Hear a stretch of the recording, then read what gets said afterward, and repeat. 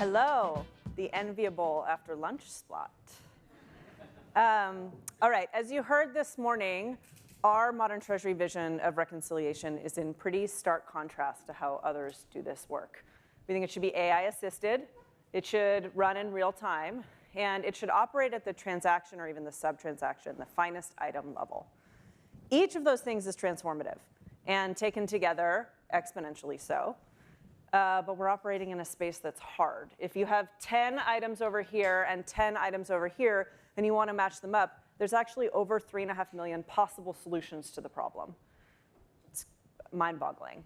And to do that kind of work, there's just so much manual, monotonous, back-office-y, drudgery-ish work that happens out there that we don't think has to happen.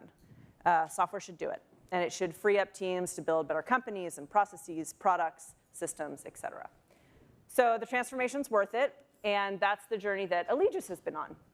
So in a minute, I'm going to invite Bill Reboul on stage.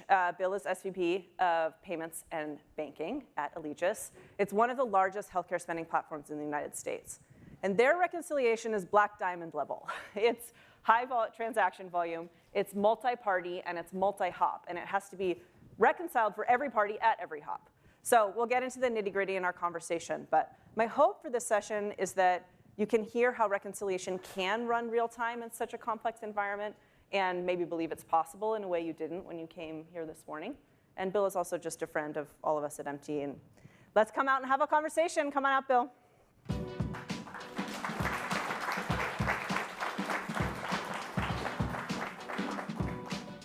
Hey there. All right, let's start at the very beginning, which is, for those who don't know what Alegeus is, tell us a little bit about the company and how it works. Sure, happy to do that. So Alegeus is a white label software as a service company. We provide administrative record keeping for consumer-directed health plans. So for a lot of the largest TPAs and health plans in the country. What is your business model? Like, how does it actually go? So we have a really interesting business model that, frankly, kind of takes that single black diamond reconciliation, kind of makes it like a double black diamond sort of a thing. We are a business to business, sometimes to another business to consumer platform. Yeah. I told you it was hard. Yeah, it really is. So we serve millions of consumers. They're consumer-directed health plans, so FSA, HSA, HRA, lifestyle accounts for their healthcare and wellness dollars. They, in turn, buy that from the sort of second B, where we serve hundreds or tens of thousands of employers.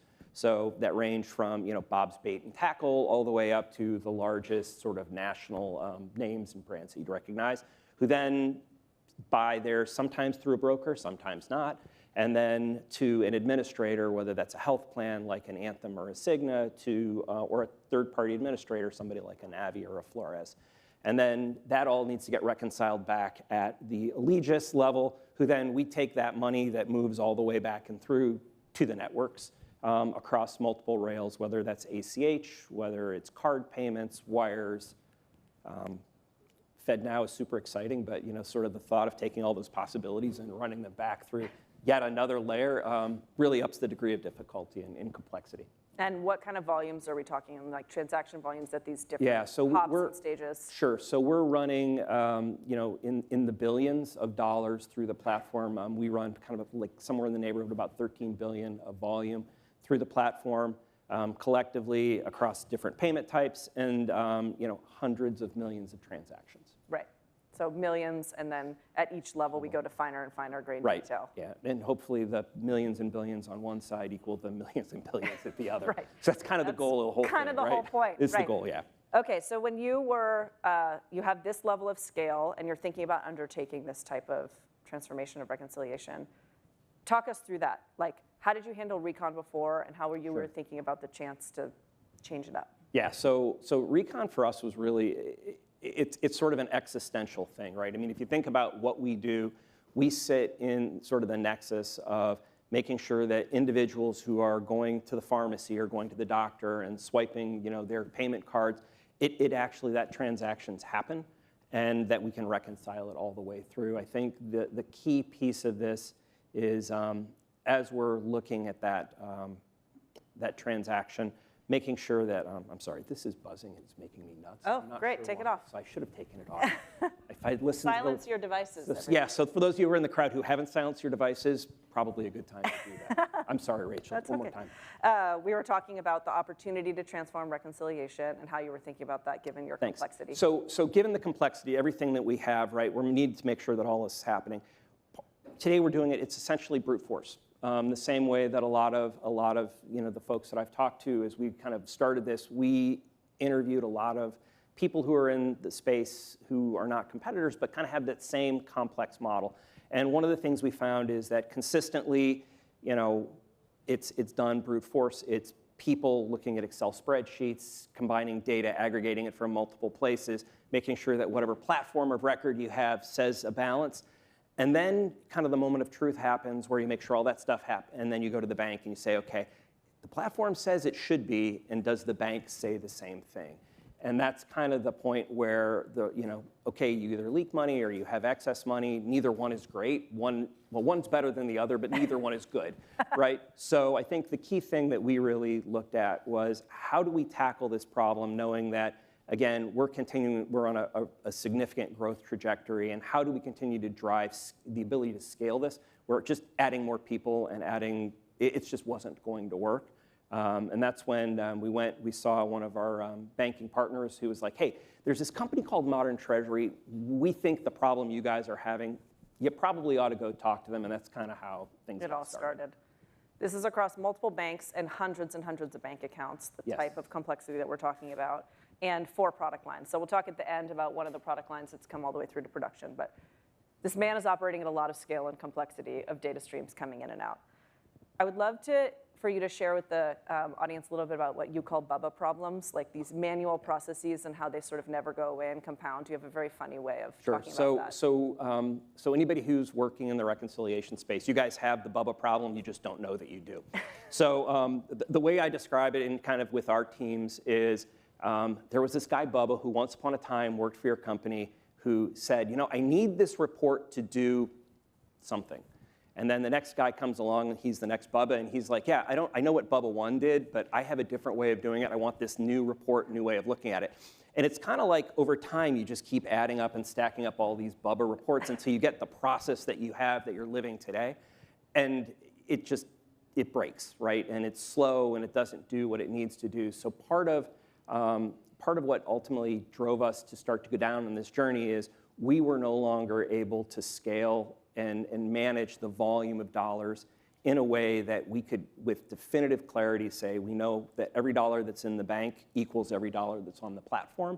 And that really, we were close, right? I mean, so you don't get it to be where we are without that. But at the end of the day, you really have to it's people's money, and that you need to remember that. And I think that's kind of what drove us to we need to do this in a better, more modern way, in a more systemic way that provides trust to the people, again, along that B2B, sometimes B2C channel, so that you know that at every step, the money always equals what it needs to. So accuracy and historical processes. Anything else in the consideration set when you were starting on the journey? We were looking for a partner who was willing to invest along with us, knowing that we looked at everybody who was out there. I don't mean everybody, I mean literally, we looked at everybody. And what we found was no solution was perfect. Some were better than others. And what we really liked, candidly, and the reason we chose Modern Treasury is you kind of got our problem. And when we talked to others who were using the solution, they also kind of got it. So it's more of like a community that said, okay, this is you guys. And this is where I think for us, the thing that really won the day was we sat down and we started with the process. And so sort of a recovering consultant, right? Everything starts with the process. And part of what we did was we laid out the process and we mapped it, and we realized, holy cow, 2 things. Number one, we don't actually know what the process is, and it's a lot harder and more broken than we thought. So that was kind of step 1 in this, and then we wrote requirements and took it to Modern Treasury and said, here's our mess. Help us figure out how to do this, and we kind of worked together collaboratively to build a prototype that worked, and that was kind of where we really started and went from there. One of the things we've talked about is sort of the lesson around process and like feeling like technology will solve it, but that there's an internal documentation of process. Or tell us that lesson learned and also what you might do differently next time, specifically on that process Sure. mapping, process documentation side.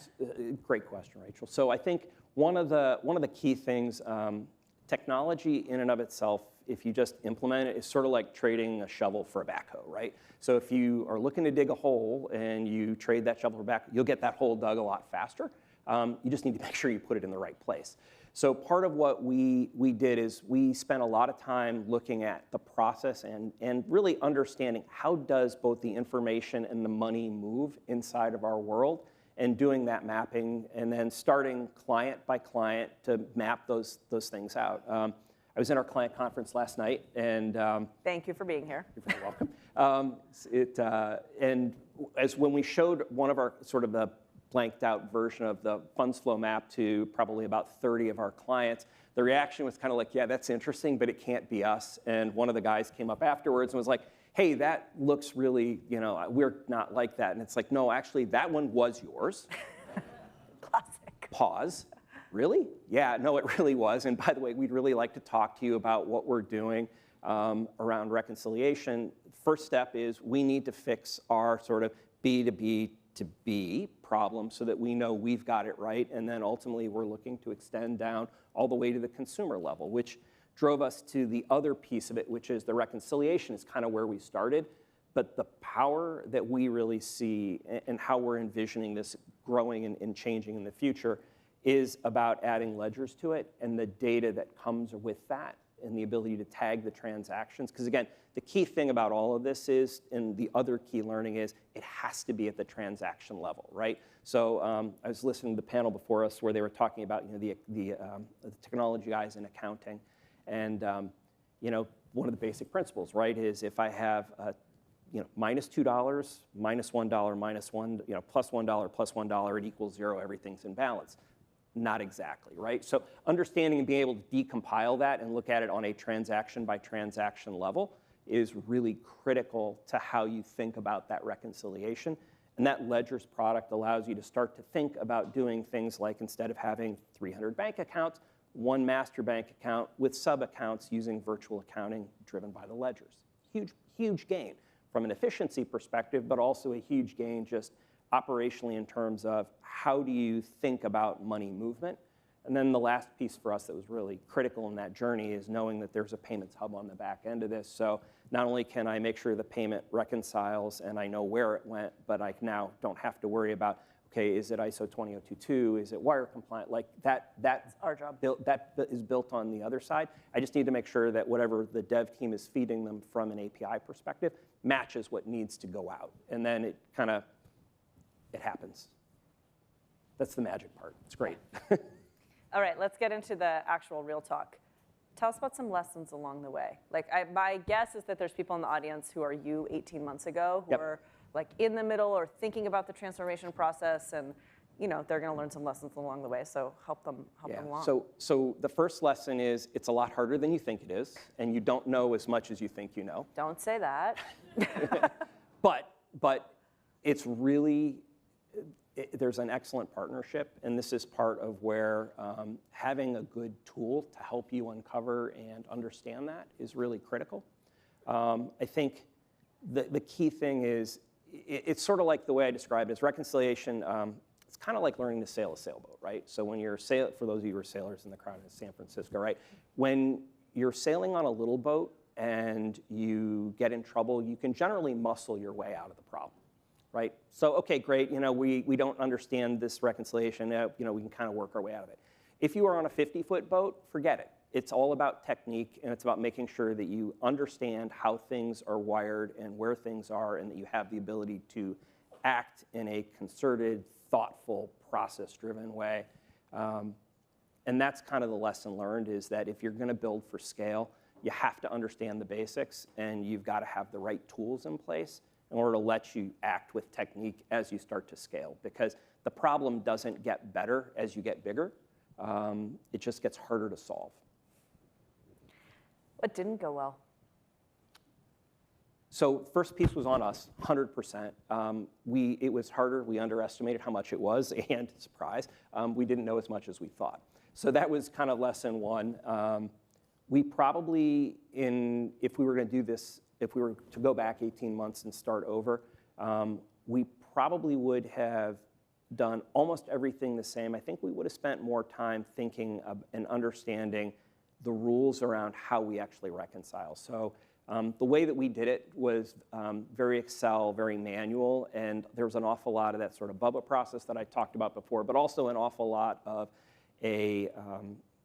not documented, so stuff wasn't written down, and it was just kind of like tribal knowledge. So how do you kind of get that codified in a way that you're then going to turn around and write code with it?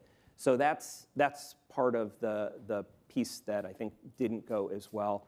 I think we underestimated the level of effort that it was going to take. Now, the flip side of that is the Modern Treasury team, you guys absolutely helped us immensely from thinking about how to do it. The engineering team, the professional services folks that we brought in to help made a huge difference. And when we talk about Cobra, there's a definitive success as to how and why that works. The other thing is we have a very legacy-driven system. And while that's awesome for big iron processing millions of transactions, not super flexible. So for those of you who are building or have newer solutions that are better documented, that are more cloud-based, I think you'll find the integration much faster, much easier. If it's legacy, go to the transactions and really understand what's in that. And that's the best place to start. The source data. Start with the source data. So what did that actually mean when you were getting into it? So you thought you were there, and then you uncover, like, there's another layer of the onion, there's another layer of data behind it. Describe that process. So it was a lot of trial and error, candidly. And part of it is you go through and you do sort of the sunny day reconciliation. Everything works great. Hey, we've got it. And then somebody in your team will say, well, what about? And then it starts, right? And it's like that what about thing, and you just need to write it down, figure out, okay, well, what data do you use to solve that problem, and then trace it back to the source transactions and figure out, is that in the source transaction? So because we are a core processing, like we do a lot of card payments, we have mainframe solution. The guys on our mainframe team rock because I think at this point, like I either owe them several cases of scotch or something, because every time the phone rings, they still answer it, which I'm super excited about. And it's like, hey, Mark, we found one more thing. Do you think you could? Yeah, we got it. And the next day, the file shows up with the incremental data, and you solve that problem, and you just kind of keep working down the path. Yeah, so maybe lesson for the folks in the audience is starting there. It wouldn't have, we wouldn't have gotten around all the exceptions that we've been on the journey together, but we would have maybe pulled in the timeline a little bit and mapped it out a little more fulsomely. I think so, but I think we would have. Yeah. So Cobra was different. So we have a Cobra product as well. That one was a clean field build. Yeah. Much faster, much cleaner implementation. Part of the legacy stuff, I think, was just we didn't know what we didn't know about how stuff actually worked. Yeah. Tell me about the process of working with your team. One thing we've talked about is that there's like the technology part of going to the source data, and then there's the team part that's a combination of having a firm hand to guide a transformation, but also listening really carefully because they're like telling you things, when they don't want to speak up or when they're raising their hand and saying, what about? So describe that, your leadership role in doing that. Sure. So there's a huge culture element to this. So make no mistake, you are transformed. If you touch financial systems, right, you're transforming the business, and you're really driving a significant amount of change, whether you intend to or not. Your teams, it affects them a lot. And a lot of them look at it, they hear about AI, they've recognized that a lot of what they're doing is kind of manually bringing things together. And it's sort of like, hey, guess what? When this thing is done that you want me to help you with, you're going to make me go away. And it's a really hard conversation. One of the things that we've been really clear about in our transformation as we're working through this, especially on the people culture side, is you are going to a different job, but that job is better than the one you do now, because instead of spending an hour a day basically compiling spreadsheets, you're actually going to go work the things that are problems for us, right? There are other roles in the company, again, because we're growing, and this will enable our growth to accelerate. for you to move to. So it's part about kind of that managing that cultural transformation around how do we go and create better opportunities. But more importantly, that knowledge is resident in those people who've been doing the process, and a lot of them for a really long time. It's how do you manage that and create that, okay, tell me everything that's bad and that stinks about what you're doing today, and let's figure out how we're going to fix that to make your lives better. And that part of that transformation is really critical as we've been kind of going through it. So one of the things on our team, we have this kind of question, which is the last question that we always ask is, okay, so what didn't we ask that we should have, right? Every time we go through sort of the requirements gathering, it's like, what didn't we add? And invariably somebody will be like, well, there's this one scenario, and then it's like, all hell breaks loose, and it's like, oh, wait, we didn't really count on that. Let's get another thing, and you kind of keep chasing after it. But it's really important to make sure that as you're going through this, it's transformation. It's about making sure that the people come through with the process, because at the end of the day, those two things are what the technology empowers. Right, and they have to trust you enough to go through all that, write it all down, and then transform it for the better. Tell us a little bit about the way you were thinking about cost and infrastructure investment. You had a very interesting way of thinking about like not the business case, but sort of the phasing, cost, investment in infrastructure, and how it's going to change, Alegeus' trajectory. So SaaS and the accounting treatment around SaaS. So first I'm going to start with, I am not an accountant, and Professor Largay, who was my accounting professor, would be horrified that I'm even suggesting that I am. So we'll just start there. You can catch me later, I can tell you the story. There's a great irony in me being here today. We'll just let it go with that. I think the most important part of being able to think about that investment as a SaaS is it is an investment in infrastructure. The way we are looking and couching this with it is a new infrastructure system for us that really allows us to make sure that we've got almost like a shadow ledger against our core platform so that we can start to think about doing new things with that data that's kind of trapped in the core platform from a reporting perspective, and also to extend downstream. So part of how we built our business case, which is always the case, we're private equity owned, right? So although in theory there's infinite money, at the other side of it there is also the expectation of infinite return. So it's kind of like this, what do you do? We have great ownership, and they were very, very supportive of, hey, if you guys think that there is a good investment here from an infrastructure perspective, let's make that and really help support it, right? And the things that we use to help justify that were, of course, labor redirection predicated on growth. There is, being able to know where the funds are. There's a compliance angle to this. So Alegeus sits at a really interesting point in the ecosystem. We have all of the financial services regulation. We also have all of the healthcare regulation on the other side. Kind of the team joke is, I don't think the FDA looks at us, but they're like about the only one kind of from a government perspective, because there's an enormous amount of scrutiny over what we do. So there's definitely a compliance angle to this that was really critical. And then ultimately at the end of the day, knowing where the money is and knowing how to open up new avenues in the revenue growth is really the piece of this that was exciting. The infrastructure stuff is great, right? And you need to do that because that's kind of the bread and butter. But what our business case was predicated is on the new things we can do. So by having the payments mechanism at the end of this that we know is reconciled to the bank, and we were listening earlier to the guys from the gentleman from the Fed who was speaking, right? There's the liquidity problem that nobody talks about with instant payments. This helps solve and address that because you know where the cash is as you're thinking about that. So now, if you want to go do real-time payments, you have that angle taken care of. Because again, it's immutable. The transaction's gone. You might as well just send a bucket of cash off. So it's out the door. So that is another part of this, is the new revenue opportunities was a huge part of this, in addition to just the normal stuff you would think about, labor cost save. Yeah, great, super informative, thank you. In our last few minutes, I would love to actually talk about the real use case. So I want to talk about Cobra. Before we tee up what actually happened and like what got driven on the back of our partnership, what is Cobra? What is the use case that we were solving for together, just in the first couple of seconds? And then tell us about the journey and where we are now. Sure, happy to do that. So Alegeus recently launched a new Cobra platform, first new platform in about 14 years. The guy who built the one about 14 years ago came to Alegeus and built the new one. We were super excited about it.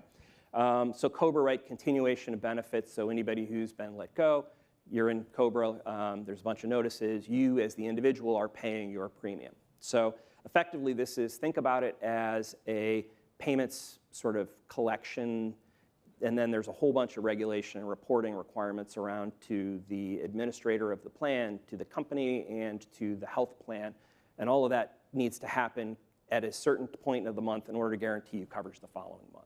So we built a brand new from scratch platform that has a lot of great capabilities on it. The challenge we had was every single, and because of the way that the platform is set up and because of the regulation, each one required its own unique bank account. So part of what we did working with our banker was to create virtual accounts and lay modern Treasury over the top of it to keep track of the payments that were coming in, make sure that the money was in the account, and then on the back end of this, we're using the payments plug in order to be able to send out the funds into the right place in the right format. So effectively, when you look at that entire sort of ecosystem, it's the same for our other products. Are set up the same way. The only difference is we don't have the really nice, clean, white system in the middle. We have kind of dirty, old, legacy, 20-year stuff.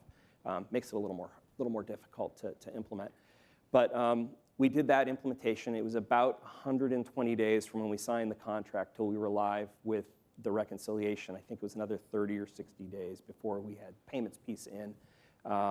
It's working. So the question is, okay, that's awesome, Bill, but like, did it make a difference? So the answer is yes. That was my question, but. So we were going to get there eventually, right? So the short answer is two things. First, from a time savings perspective, we had one person who 1 day a week that would be his entire job, was to reconcile this very small product. And now we've got him down to about 15 minutes, and that includes the time that it took to log into the system to check to make sure everything is running.